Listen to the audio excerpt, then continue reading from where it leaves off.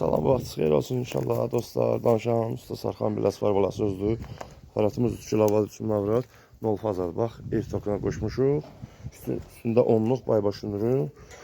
Avtomatımız, voltmetrimiz, qoşu kondensator, qoşa pərçənlik, 0 faza, Rusun materialı, maşın 10'luq dəmir, təkəri, bir də bıçaq sistemləri baxın, 22 bıçaqlı konstruksiya, boqqayqala.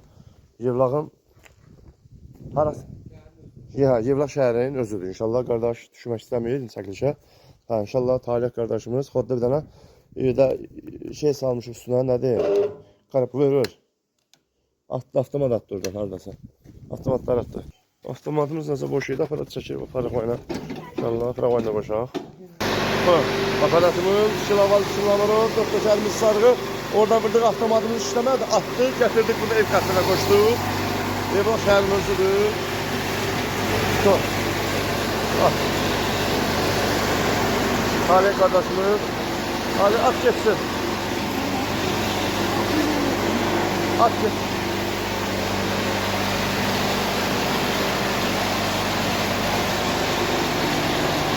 Burada. Sen oynadı da. At. At geçsin. Talih at. At. Teker koymuş. Şu otu teker alırsın. At. Onu hamsını at. Hamsını at. Hamsını at. Şılaba düşün avro. Tekerimiz sarığı. Tokumuzda böyle 210-205'ti. Söndür Talih. Söndür. Söndür daha bakalım. Bu da bizim otumuz.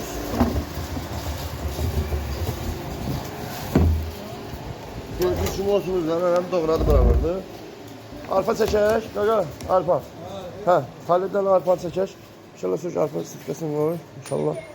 Buna da ələklərdə inşallah yoxlayırıq. Arpamız, elə sağ fırlanır, dayanmayın. Dayansın inşallah. Arpamızı boşaldırıq, bax.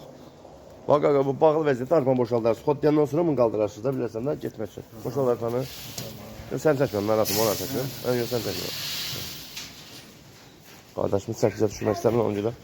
Bax, bu bağlıdır, bax bunu deyirəm. Bağlıdır. Xod deyəndən sonra abura fiqandan sonra bunu bura qaldırıb sıxarsınız. Xod da. Arpamızı boşaldaq.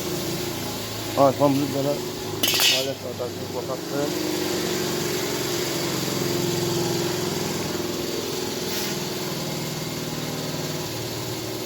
Bak kusmur diyem.